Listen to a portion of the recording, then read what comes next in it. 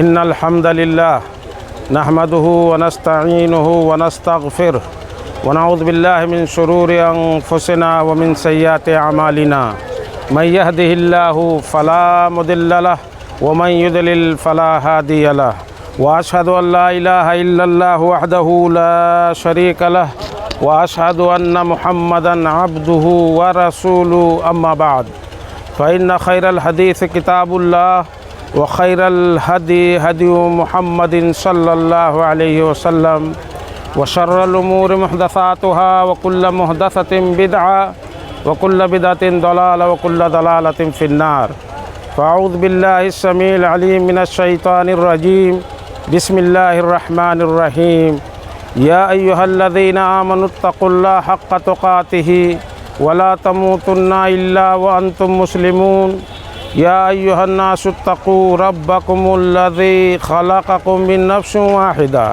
وخلق منها زوجها وبث منهما رجالا كثيرا ونساء واتقوا الله الذي تساءلون به والأرحام إن الله كان عليكم رقيبا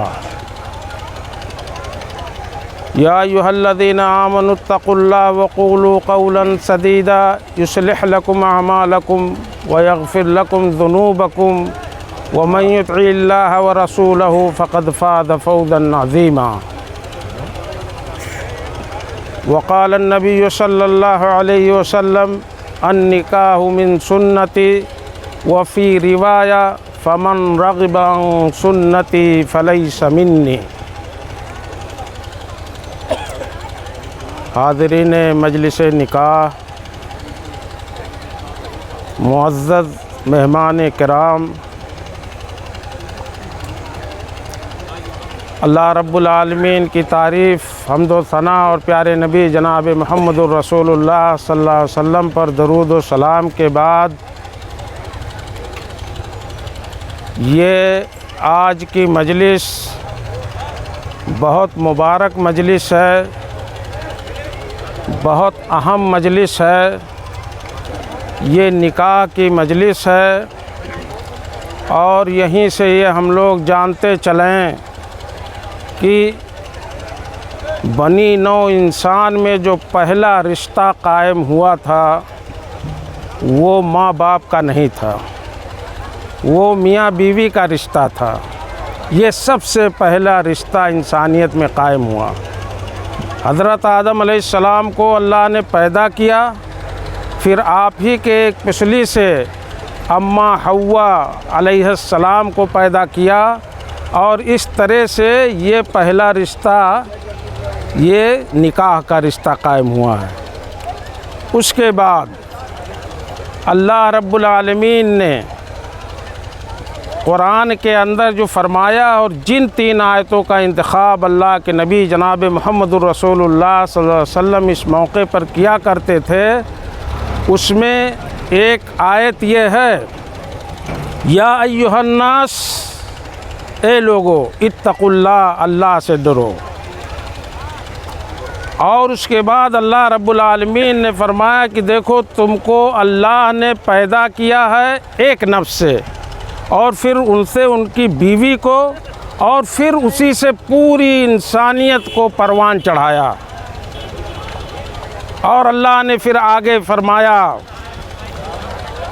کہ اللہ سے ڈرو جس کے نام کے ذریعے سے تم رشتوں کو حلال کرتے ہو، سوال کرتے ہو، تساءلون بہ، تم سوال کرتے ہو جس کا نام لے کر، اسی اللہ سے ڈرو۔ اور والارحام، اور خونی رشتوں کے کاٹنے سے، توڑنے سے ڈرو۔ بہت بڑا نقطہ اس آیت کے اندر ہے۔ ویسے تینوں آیتوں میں برابر اللہ رب العالمین نے تقوی کی طرف اشارہ کیا، حکم دیا ہے، امر کے صیغے کے ساتھ ہے، اتقوا اللہ، اتقوا اللہ، اتقوا اللہ، اللہ سے ڈرو، ڈرو، ڈرو۔ پہلا نقطہ یہ سمجھ لیجئے کہ وہ لڑکی، اجنبی لڑکی جو اپنے گھر، خاندان، ماں باپ کو چھوڑ کر کے جاتی ہے، بھائی بہنوں کو چھوڑ کے جاتی ہے، وہ اجنبی ہوتی ہے۔ وہاں جب وہ اپنے سسرال میں جائے گی تو اپنے باپ کا مضبوط کندھا ڈھونڈے گی، اپنے ماں کا دلار اور پیار چاہے گی، اور وہاں پر پھر اپنے چھوٹے بھائی بہنوں کے ساتھ جو اس کے کھٹے میٹھے جو ہے تعلقات رہے ہیں اسے تلاش کرے گی، اجنبیت محسوس کرے گی۔ تو تقوی کا حکم اس لیے دیا گیا ہے کہ ان رشتوں کے بارے میں اللہ سے ڈرو، انہیں بادی، خادمہ، ملازمہ یا کسی طرح کا احساس مت ہونے دو۔ وہ سسر جو باپ ہوگا رشتے میں، وہ اپنے بازو کو آگے کرے کہ تمہارے باپ کا بازو جو چھوڑ کے آئی ہو یہ میرا بازو، میں بھی باپ ہوں۔ اور وہ ساس ماں کی طرح سے تعلقات قائم کرے جیسے ماں بیٹی کا رشتہ ہوتا ہے، اور چھوٹی بھائی بہن جو ہیں اس گھر میں وہ اسی طرح سے گھل مل جائیں جیسے یہاں کا گھر تھا۔ اسی لیے تقوی ڈرنے کا حکم دیا اللہ رب العالمین نے۔ اور پھر جو دوسری آیت ہے اس میں اللہ نے کہا کہ اللہ کے نام سے رشتہ حلال کرتے ہو اور جائز قرار دیتے ہو تو یہ رشتہ والارحام اور خونی رشتہ دونوں میں توازن برقرار رکھنا، ایسا نہ ہو کہ کسی طرف مائل ہو جائیں۔ سسرالی رشتے اور اس آنچل کی ایک جو ہے جھونک ہوا پا کر کے کہیں ایسا نہ ہو کہ اسی طرف مائل ہو جاؤ۔ ان خونی رشتوں کا بھی آپ جو ہے خیال رکھیں، ٹوٹنے نہ پائے۔ وہ جو باپ اپنی جوانی میں اور شادی سے پہلے تک جو شوق کیا کرتا تھا، جو زندگی جیتا تھا، وہ اپنی انہی اولادوں کے لیے اولاد ہونے کے بعد اس نے اپنے ذوق کو، شوق کو اور اپنے طرز زندگی کو ایک طرف رکھ دیا اور بچوں کی مستقبل میں لگ گیا۔ موٹا جھوٹا پہنتا رہا، تیوہار کا موقع آیا تو کہا پرانا پچھلے سال کا کپڑا ہمارا چل جائے گا لیکن ہمارے بچوں کا مستقبل خراب نہ ہو۔ ان بچوں کے پڑھانے میں، ان کے کاروبار میں اپنے آپ کو جھونک دیا، تپتی دھوپ میں اپنا محنت کرتا رہا اور اپنے بچوں کو بچا کر کے رکھا، سہیج کر کے رکھا، انہیں شہزادہ بنا کر کے رکھا۔ تو اللہ نے کہا کہ اپنے خونی رشتوں کا بھی خیال رکھنا، ایک طرف مائل مت ہونا۔ بہت ضروری بات اس آیت میں اللہ رب العالمین نے سمجھانے کی کوشش کی ہے۔ کہیں نکاح کا اور شادی کا تینوں آیتوں میں ذکر نہیں ہے، لیکن بہت مضبوط رشتہ ہے، بہت مضبوط رشتہ ہے سمجھنے کے لیے۔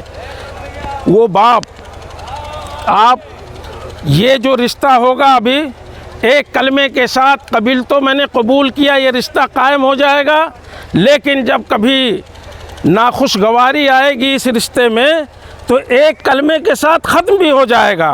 اللہ کو ناپسند ہے طلاق، لیکن جب اجیرن ہو جائے زندگی اور نہ گزرنے لائق ہو تو یہ جائز بھی شریعت نے کیا ہے، تو وہیں وہ رشتہ ختم بھی ہو جاتا ہے۔ ایک بار کہہ دے گا رشتہ ختم ہو جائے گا، لیکن وہ باپ اور وہ ماں کا رشتہ، وہ خونی رشتہ، آپ اس مینار پہ چڑھ کے، اس پانی کی ٹنکی پہ چڑھ کر کے آپ چلاؤ کہ میرا باپ نہیں ہے، دنیا نہیں مانے گی، رشتہ نہیں ختم ہوگا، وہ رشتہ ختم ہی نہیں ہوگا۔ خون کا رشتہ ہے، بہت مضبوط رشتہ ہے۔ تو اس لیے توازن برقرار رکھنے کی بات شریعت نے کی ہے اور قرآن نے کیا ہے۔ یہی بات سمجھانے کی یاد تھی۔ ایک باپ اپنے نبی صلی اللہ علیہ وسلم کا زمانہ دربار رسالت میں چلیے، وہاں سے ایک نمونہ لے لیجئے۔ ایک بیٹا اللہ کے نبی صلی اللہ علیہ وسلم کے پاس پہنچا، باپ نے اس کے مال کو خرچ کر لیا تھا اور کہا کہ اللہ کے نبی، میرا باپ میرا مال خرچ کر لیا، میں برباد ہو گیا۔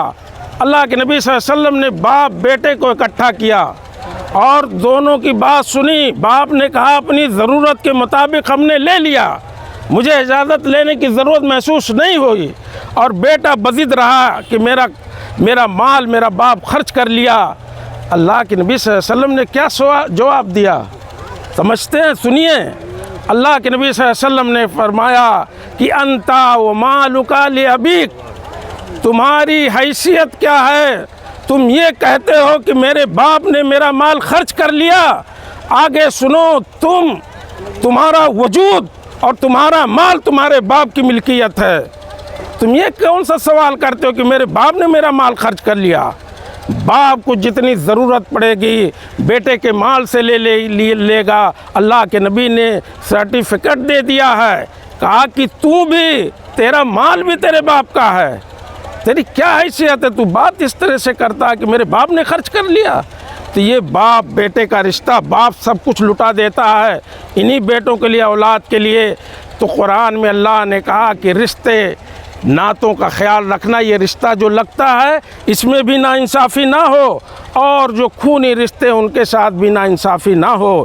اسی لیے تقوی ڈرنے کا اللہ نے کہا، اور صحیح بات، بھلی بات تیسری آیت میں کہا کہ سب لوگ، دونوں طرف کے لوگ لگانے بجانے کا کام نہ کریں۔ رشتہ کچا ہوتا ہے، نیا ہوتا ہے، بدگمانیاں پیدا ہو جاتی ہیں، ایک دوسرے کو ابھی سمجھ نہیں پاتے، نیا نیا رشتہ ہوتا ہے تو کوئی جھوٹ نہ بول کر کے لگانے پھنسانے والا کام نہ کرے۔ اسی لیے اللہ نے کہا یا ایھا الذین آمنوا اتقوا اللہ قولوا قولا سدیدا، اللہ سے ڈرو، صحیح بات کہو، اچھی بات کہو، لگانے بجانے والا جھوٹ بات مت کرو۔ یہ دو کام کر لو، اللہ نے کہا یصلح لکم اعمالکم، تمہارے سارے اعمال میں اللہ درست کر دے گا، ویغفر لکم ذنوبکم، ان دو کاموں کی وجہ سے اعمال بھی درست ہو جائیں گے، سارے گناہ بھی اللہ معاف کر دے گا۔ یہ تین آیتوں میں اللہ نے سمجھانے کی کوشش کی ہے کہ نیا رشتہ ہے، اس طرح سے پاس لحاظ دونوں رشتوں کا رکھنا۔ اور اسی طرح سے ایک اور اہم بات کہہ کے بات ختم کروں گا کہ دین کا انتخاب کرنا چاہیے، دین کا انتخاب کریں، کیونکہ اللہ کے نبی صلی اللہ علیہ وسلم نے فرمایا کہ اذا جاءکم من ترضون دینہ وخلقہ فزوجوہ ان لم تکن تفعلوا تکن فی الارض فتنہ وفساد عریض۔ دیکھو، جب تمہارے بہن بیٹیوں کے لیے کوئی رشتہ لے کر کے آئے، اس کے دین سے، اس کے اخلاق سے راضی ہو جاؤ، اس کے مال سے، اس کے جائیداد سے، اس کے بگہے سے، اس کی بلڈنگ سے نہیں کہا، اس کے اخلاق سے، اس کے دین سے۔ اللہ کے نبی صلی اللہ علیہ وسلم نے فرمایا کہ اس سے راضی ہو جاؤ تو رشتہ کر دو، اگر نہیں کرو گے تو بہت بڑا فساد دنیا میں اور زمین پہ ہو جائے گا جو مٹے گا نہیں، مٹانے سے نہیں مٹے گا۔ اسی لیے دین کا انتخاب کرو، دیندار لڑکا ملے شادی کر دو۔ اللہ کے نبی نے یہی بات تو کہا دوسری حدیث میں کہ لوگ، دنیا والے، چار چیزوں کی وجہ سے شادیاں کرتے ہیں، ولے مالہا، ولے جمالہا، ولے حسبہا۔ تین چیزیں ہوئی نا، مال، جمال، خوبصورتی، اور حسب و نسب، خاندان۔ فاظفر بذات الدین، اللہ کے نبی نے کہا دین کا معیار دیکھو، نوٹ کر لو، دین والی سے، اسلام کا یہ معیار ہے، دین والی لڑکیوں کا انتخاب کرو اور انہی سے شادیاں کرو۔ اللہ کے نبی صلی اللہ علیہ وسلم نے صحابہ کی مجلس میں کہا ایاکم خضراء الدمن، کہا کہ دیکھو گھور کے پودے سے بچو۔ صحابہ کہے کہ گھور کا پودا کیا اللہ کے نبی، یہ خضراء دمن کیا ہے؟ کہا المرأۃ الحسنہ فی منبت السوء، اللہ کے نبی نے فرمایا کہ وہ خوبصورت لڑکی جو برے خاندان میں پلی بڑی ہو، اس گھر کا ماحول اچھا نہ ہو، بددین لوگ ہوں، بد کردار لوگ ہوں، ان کے یہاں رشتہ مت کرو۔ وہ گھور کا پودا جو بڑا خوبصورت ہوتا، بڑا توانا ہوتا، ویسے وہ لڑکی ہوگی، خوبصورت ہوگی، مال بھی اس کے پاس ہوگا، لیکن دین نہیں ہوگا۔ اللہ کے نبی صلی اللہ علیہ وسلم نے اس سے روکا ہے، اس سے اللہ کے نبی صلی اللہ علیہ وسلم نے روکا ہے۔ ابو اسود دولی رحمہ اللہ اپنے بچوں سے کہتے ہیں کہ میرے بیٹو، تو ہم نے تمہارے ساتھ سلوک کیا، جب تم چھوٹے تھے تب بھی احسان کیا، بڑے ہوئے تب بھی احسان کیا، اور جب پیدا نہیں ہوئے تھے تب بھی احسان کیا۔ بیٹے چونک گئے، کہا کہ ابا چھوٹے تھے احسان کیے، بڑے ہوئے احسان کیا، آپ نے بزنس دلایا، پڑھائی لکھائی، نوکری دلایا، لیکن پیدا نہیں ہوئے تھے تب آپ نے کیا احسان کیا تھا؟ تو انہوں نے کہا لقد اخترت لکم من الامہات من لا تسبون بہا، فرمایا کہ یہ احسان سب سے بڑا احسان ہے کہ ہم نے تمہارے لیے ایسی ماؤں کا انتخاب کیا، ایسی ماں چن کر کے لایا کہ جن کو لگا کہ تمہیں گالیاں نہ دی جائیں۔ پیدا ہونے کے بعد اگر وہ بری عورت میں لے کے آتا، ماں بناتا تمہاری، تو دنیا والے تمہیں گالیاں دیتے کہ ایک بری عورت کا بیٹا ہے۔ اسی طرح سے حضرت عمر فاروق رضی اللہ تعالیٰ عنہ کے زمانے میں ایک باپ آیا، شکایت کیا کہ میرے بیٹے نے میری نافرمانی کی اور برابر نافرمانی کرتا ہے۔ حضرت عمر خطاب رضی اللہ تعالیٰ عنہ اکٹھا کیے باپ بیٹے کو اور کہا کہ تمہاری شکایت باپ نے کیا ہے کہ تم ان کا حق نہیں ادا کرتے ہو، نافرمانی کرتے ہو۔ تو بیٹے نے کہا کہ امیر المومنین یہ بتا دیجئے کہ بیٹے کا بھی حق ہے باپ پر۔ تو امیر المومنین نے کہا کہ ہاں حق ہے۔ تو کہا کیا کیا حق ہے بتا دیجئے۔ تو کہا کہ وہ تمہارے لیے اچھی ماں کا انتخاب کرے اور تمہارا نام اچھا سا رکھے اور تمہیں قرآن پڑھائے اور سکھائے۔ یہ 3 حق امیر المومنین نے بتایا۔ تب بیٹے نے کہا کہ امیر المومنین اس نے 3 کاموں میں سے ایک کام نہیں کیا۔ تزوج بالجنجبیہ، اس نے ایک مجوسی لونڈی سے شادی کیا۔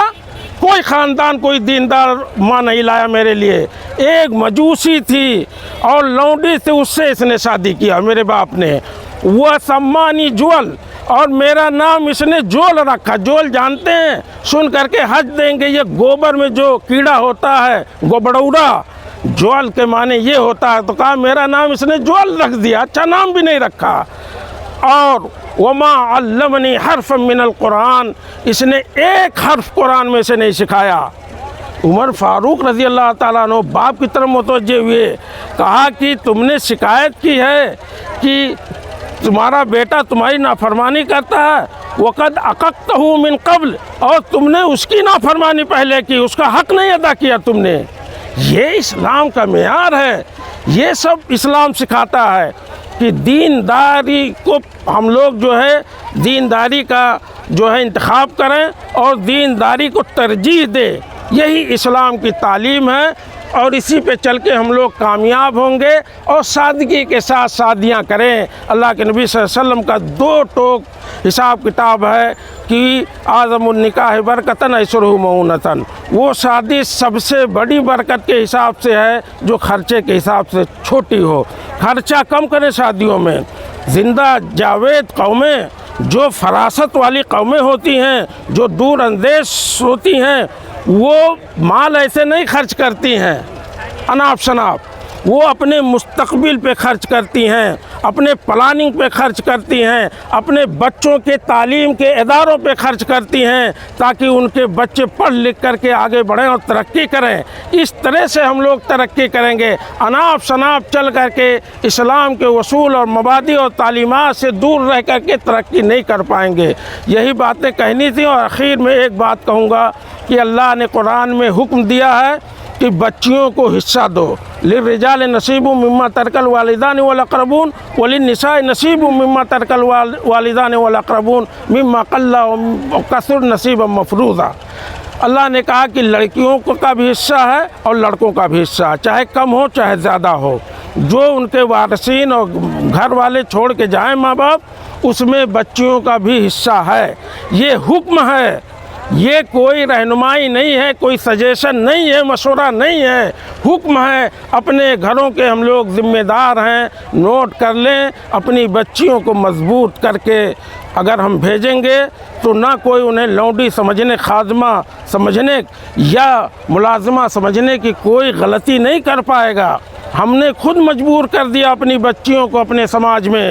آج عہد کر لیں اور یہ عہد کر کے اٹھیں کہ ہم اپنی بچیوں کو دنیا میں مضبوط کر کے اپنی دنیا بھی سنواریں گے اور اپنی آخرت بھی سنواریں گے کہ کل قیامت کو وہاں اللہ کے ہاں ہمیں سوال کا جواب دینا ہوگا کہ بچیوں کو تم نے کیوں زندہ درگور کر دیا تھا، کیوں مٹی کے اندر دفن کر دیا تھا، ان کا حصہ کہاں چلا گیا تھا، بچوں میں کیا سرخاب کا پر لگا تھا، ساری دولت بچوں کو دے دیے۔ وہ بچی جو اس گھر کے اس میدان میں اور اس آنگن میں 20 سال 22 سال 18 سال کھیلتی ہے، کودتی ہے، اور اس کے بعد اس کو اتنا احساس مر گیا ہے کہ قرآن کے حکامات کو بھی ہم چھوڑ رہے ہیں اور احساس بھی مر گیا، دل بھی مردہ ہو گیا کہ یہ احساس نہیں ہوتا کہ بچی کو، وہ بچی جس کو ہم کھلاتے رہے پالتے رہے لاڈ و پیار کے ساتھ، کچھ نہیں دیا اس کو، ویسے ہی بھگا چھوڑ دیا۔ تو مجبور تو ہم نے کیا سماج میں اپنی بچیوں کو۔ آج عہد کر لیں، اللہ سے دعا کہ الہ العالمین ہم تمام لوگوں کو دین والا بنائے اور اللہ رب العالمین ہماری شادیاں دین کے مطابق کرنے کی ہمیں توفیق و طاقت عطا فرمائے۔ وآخر دعوانا ان الحمدللہ رب العالمین وصلی اللہ علی نبینا محمد۔